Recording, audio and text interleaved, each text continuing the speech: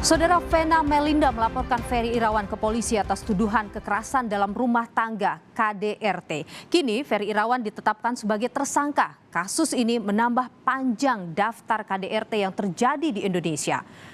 Data dari Komnas Perempuan Saudara menunjukkan bahwa dari Januari hingga November 2022 lalu ada lebih dari 3.000 laporan kasus kekerasan terhadap perempuan yang masuk ke Komnas Perempuan. Ada sejumlah cara untuk melaporkan kasus kekerasan yang terjadi. Bisa datang langsung ke kantor polisi yang ada di sekitar lokasi kejadian. Bisa juga menelpon ke nomor hotline di 021 129 atau melalui WhatsApp di nomor 08 111 129 129 08 111 129 129. Hotline ini digagas oleh Kementerian Pemberdayaan Perempuan dan Perlindungan Anak. Korban KDRT juga bisa melapor ke Komnas Perempuan. Bagaimana mendorong korban kekerasan dalam rumah tangga berani melapor dan bagaimana agar kasus KDRT bisa dicegah? Kami akan membahasnya setelah informasi satu ini. Selebritas Vena Melinda akhirnya mengungkap pemicu dugaan tindakan kekerasan dalam rumah tangga KDRT yang dilakukan sang suami Ferry Irawan. Selesai menjalani pemeriksaan sebagai saksi korban KDRT Kamis lalu, Vena mengaku Ferry sudah melakukan kekerasan sekitar 3 bulan terakhir dan puncaknya terjadi di Kediri, Jawa Timur. Yang aku selama ini benar-benar aku bingung mau ngapain, mau ngomong ke siapa, tapi qadarullah dengan ada peristiwa berdarah itu akhirnya aku bisa dengan berani aku mengungkapkan bagaimana penderitaanku secara psikis yang selama ini aku ingin banget mempertahankan perkawinan, tapi aku udah nggak bisa dan nggak sanggup lagi. Pengacara Vena, Hotman Paris Hutapea menjelaskan suami Vena, Ferry Irawan yang kini berstatus tersangka, kerap melampiaskan kemarahan secara fisik pada Vena. Ternyata Vena sudah mengalaminya selama 3 bulan terakhir, ya, dan dengan cara di fitting, dibekap, sampai rusuknya itu bisa apa? Siapa? Kata dokter rusuknya retak. Polisi pun bergerak cepat mengusut laporan Vena Melinda usai gelar perkara di lokasi kejadian, yaitu sebuah hotel di Kediri, Jawa Timur. Ferry Irawan ditetapkan sebagai tersangka dugaan kasus KDRT terhadap istrinya sendiri dan diancam hukuman 5 tahun penjara. Saudara FI ini akan dinaikkan statusnya menjadi tersangka. Sekali lagi, ya kan, kemarin sudah dilakukan gelar perkara dan dinyatakan oleh tim bahwa FI sudah dinyatakan menjadi tersangka. Komnas Perempuan mendesak polisi serius menangani dugaan kasus kekerasan dalam rumah tangga terhadap Vena Melinda hingga persidangan. Komnas Perempuan juga berharap polisi tak mengedepankan restoratif justice terhadap kasus KDRT untuk memberikan efek jera. Dan kami berharap juga kepolisian tidak menggunakan restoratif justice di dalam penanganan kasus KDRT, apalagi secara khusus dia mengakibatkan luka-luka atau mengganggu keselamatan korban. Kasus dugaan KDRT terungkap setelah Vena menunjukkan sejumlah bukti luka yang dialaminya akibat KDRT yang dilakukan sang suami Ferry Irawan. Vena melaporkan sang suami Ferry Irawan ke polisi atas dugaan kekerasan dalam rumah tangga pada 8 Januari lalu di Kediri, Jawa Timur. Vena juga menunjukkan sejumlah bukti untuk mendukung laporannya pada polisi. Tim Liputan Kompas TV. Kasus dugaan KDRT yang dialami Vena Melinda menjadi perhatian masyarakat. Vena melaporkan kasusnya ke polisi dan sang suami Ferry Irawan sudah ditetapkan jadi tersangka. Bagaimana saudara menghentikan kasus KDRT dan mendorong korban untuk berani melapor? Kita akan bahas malam hari ini bersama dengan Komisioner Komnas Perempuan Teresia Iswarini. Mbak Rini, selamat malam. Selamat malam Mbak Nilu. Iya, sehat selalu. Mbak Rini, kita melihat ke kasus KDRT yang baru. Ini bukan yang pertama tapi ini baru dan banyak sekali ada yang terjadi kasus KDRT di kasus Vena Melinda. Apa sebenarnya yang harus jadi perhatian bagi kita semua terkait dengan kasus KDRT? Yang pertama Mbak Nilu adalah kesadaran bahwa kekerasan itu akan menghancurkan diri sendiri dan juga menghancurkan keluarga. Gitu. Jadi harus ada kesadaran yang kuat dari korban untuk memahami bahwa ini cukup gitu. Dan Anda melihat belum banyak yang menyadari akan hal itu, Mbak? Karena begini, ketergantungan emosi, ketergantungan finansial itu menjadi sebab mengapa banyak korban itu menunda untuk melaporkan kejadian-kejadian yang dialaminya di dalam rumah tangga gitu. Oke, apa Dan misalnya? misalnya begini, kalau banyak korban yang tidak bisa bercerai atau tidak mau bercerai karena dia merasa bahwa dia tidak bisa mencari nafkah kalau dia berpisah dari suaminya. Mm-mm. Jadi ini ada ketergantungan finansial ya. Hmm. Belum lagi misalnya ada yang disebut dengan siklus ya, siklus perkawinan dalam rumah tangga itu, siklus kekerasan dalam rumah tangga yang seringkali menjadikan korban itu berpikir ulang. Jadi misalnya hari ini dipukul, besok permintaan maaf, masa bulan madu dipukul lagi, permintaan maaf, Oke, masa bulan madu, jadi begitu. berada dalam Terusnya lingkaran kekerasan itu. kekerasan. Nah, begini, kalau kita lihat posisi Vena Melinda misalnya, dia kan sebenarnya kalau kita bicara finansial, dia mandiri secara finansial. Dia sebenarnya, dia bahkan punya pekerjaan yang bagus, dia dulunya anggota DPR. Kenapa dia sampai tidak, dia mengaku ini kan sudah terjadi selama 3 bulan terakhir. Kenapa sampai mendiamkannya Mbak Rini? Apa yang menurut Anda terjadi di situ? Saya pikir ini karena ada problem ini ya, psikologis juga. Dalam masyarakat kita kan selalu public figure dianggap sebagai mereka itu tidak punya masalah, dia harus memperlihatkan kebahagiaan, dia harus memperlihatkan bahwa harmonis ya di dalam rumah tangga. Dan ini yang kemudian bisa jadi menjadi bumerang sebenarnya bagi banyak public figure kita gitu. Karena tekanan sosial, tekanan dari eksternal dirinya menyebabkan dia nggak bisa keluar dari situasinya gitu. Dan menurut saya apresiasi kepada Vena Melinda yang sudah berhasil keluar dari jebakan citra ya. Kalau menurut saya ya, ini citra di image di luar yang berharap dia tetap ada dalam ruang kemesraan, dalam ruang harmonis, ditunjukkan supaya masyarakat percaya dia nggak ada masalah. Gitu. Oke, artinya masyarakat luas pun harus diedukasi tentang hal seperti ini ya, Betul sekali. Mbak Rini Betul ya. sekali. Apa yang kemudian Betul Komnas sekali. Perempuan lakukan untuk memberikan edukasi seperti ini kepada masyarakat? Pertama adalah tidak menganggap bahwa kekerasan dalam rumah tangga itu sebagai aib ya. Ini seringkali jadi patokan gitu. Kalau orang mengeluarkan pernyataan-pernyataan terkait dengan situasi rumah tangga, kelakuan-kelakuan buruk dari pasangan itu dianggap sebagai membongkar aib gitu. Nah mungkin masyarakat juga harus belajar gitu. Bahwa ini adalah ruang rumah tangga itu kan ruang negosiasi terus-menerus ya, ada ruang kompromi, ada ruang tawar-menawar. Nah itu tidak setiap orang mampu untuk melakukan proses negosiasi dan kompromi yang sehat. Apabila orang yang mengalami kekerasan dalam rumah tangga itu menyatakan kejadian yang dialaminya sebagai sesuatu yang sangat buruk dan harus diberi perhatian oleh masyarakat, maka masyarakat harus berempati gitu. Itu Ini yang harus. ruang di mana masyarakat juga harus berempati pada para korban. Oke, karena sangat menarik ya ketika kita melihat ada kasus KDRT pada selebritis ataupun orang yang populer itu, bahkan mungkin di orang biasa ada juga yang mendorong untuk ada damai misalnya di antara dua pihak ini. Bagaimana Anda melihat itu? Itu betul sekali, karena kan masyarakat kita menganggap harmoni kan. Jadi harmoni itu selalu ada dalam ruang yang rukun, nggak boleh ada orang yang berargumentasi, tidak boleh ada cekcok, tidak boleh ada orang yang berbeda pendapat, padahal itu sesuatu yang biasa dalam rumah tangga. Dalam situasi negosiasi, dalam situasi kompromi selalu ada argumentasi kan.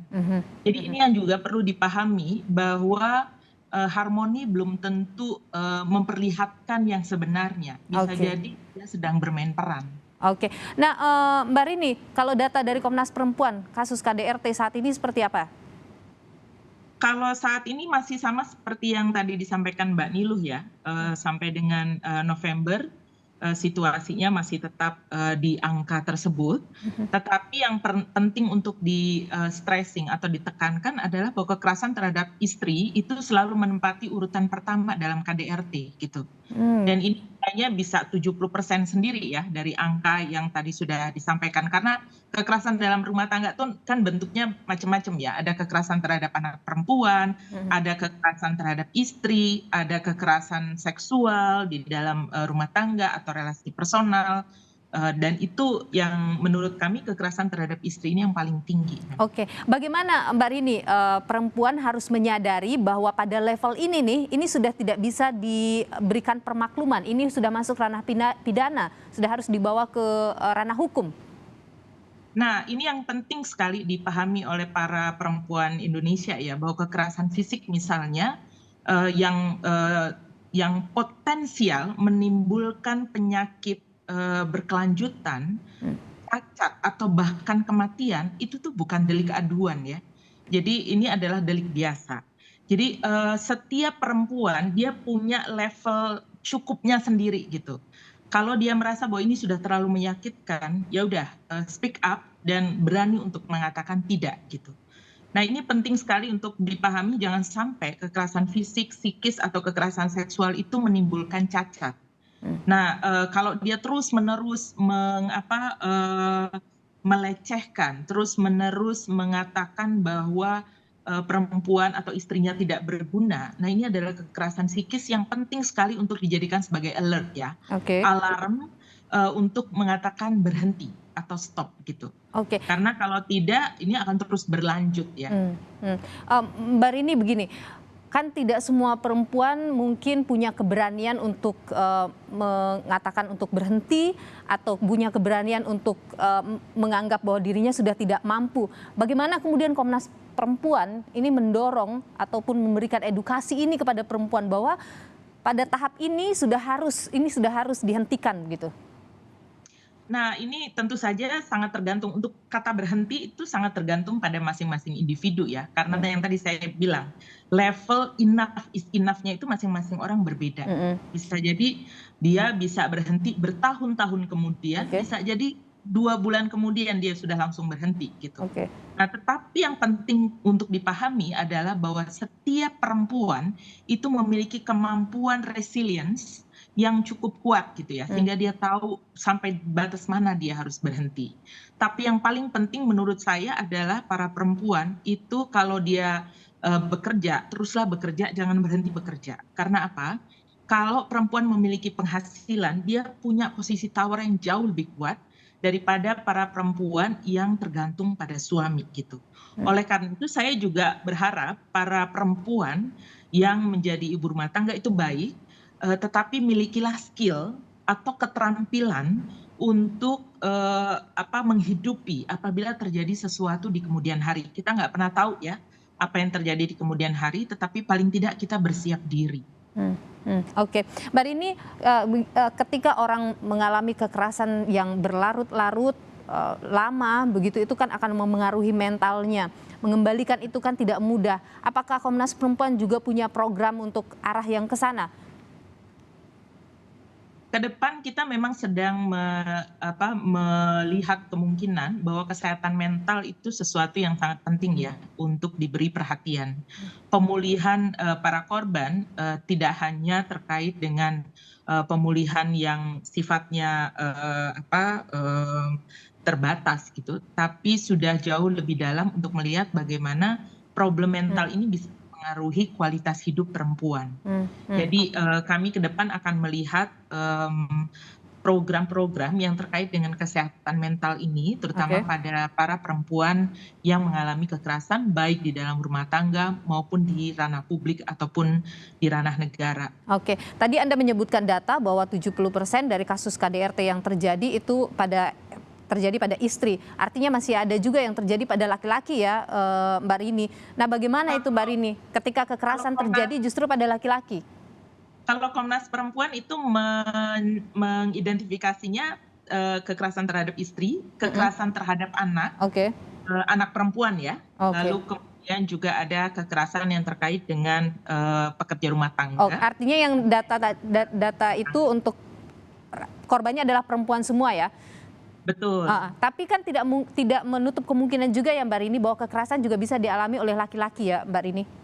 Betul, tidak menutup kemungkinan. Pertanyaannya adalah apakah para laki-laki bersedia untuk melapor kekerasan yang dialaminya. Oke, apakah sistem penanganannya juga sama Mbak Rini atau bagaimana biasanya?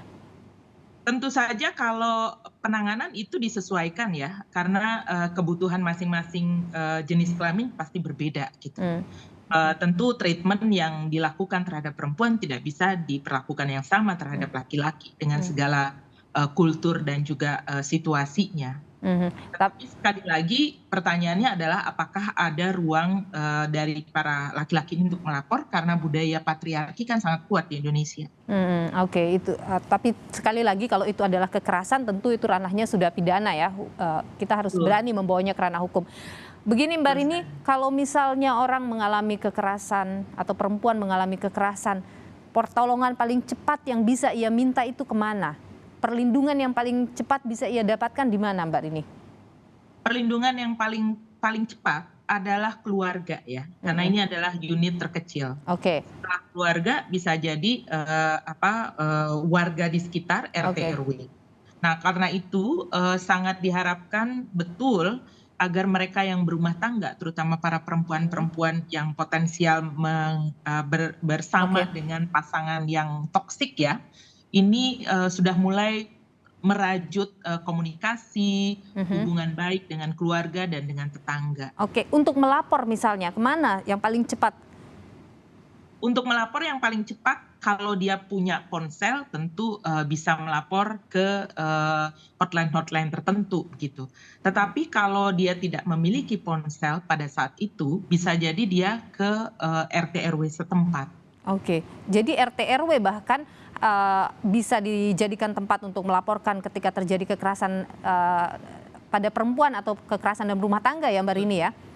Betul, karena itu adalah paling dekat ya, unit paling dekat dan tentu dia bisa menjadi saksi juga atas kekerasan yang dialami. Oke, tapi sejauh ini dari pandangan Anda, apakah perlindungan bagi korban kekerasan dalam rumah tangga itu sudah maksimal Mbak Rini? Belum sepenuhnya ya Mbak ya, karena ini apa yang harus diperbaiki? Masih banyak sekali. Pertama adalah perbaikan di dalam cara pikir aparat penegak hukum kita untuk tidak serta-merta segera melakukan restoratif justice misalnya. Ini seringkali kan yang pertama dilakukan adalah ayo damai karena ini adalah urusan keluarga gitu. Nah yang kedua adalah kita harus hati-hati apabila terus-menerus terjadi KDRT, kecenderungannya adalah kematian sebenarnya, dan ini femisida ya pada akhirnya. Juga yang kami sebut dengan delay injustice, jadi keadilan yang tertunda yang terus-menerus dialami oleh para korban, sehingga dia akan terus-menerus berada dalam situasi penuh dengan kekerasan dalam rumah tangganya. Oke, baik, itu harus jadi perhatian ke depannya. Tentu kita berharap kekerasan dalam rumah tangga laporannya semakin sedikit. Semoga saja ya. Terima kasih. Dan ditambah dengan pemulihan ya Mbak, ini yang juga lacking ya, ini yang kurang sekali dari isu-isu KDRT untuk juga memberikan perhatian pada kesehatan mental. Baik, Mbak Teresia Iswarini, Komisioner Komnas Perempuan, terima kasih sudah bergabung di Sapa Indonesia Malam. Sehat selalu Mbak Rini. Sama-sama Mbak Nilu, terima kasih.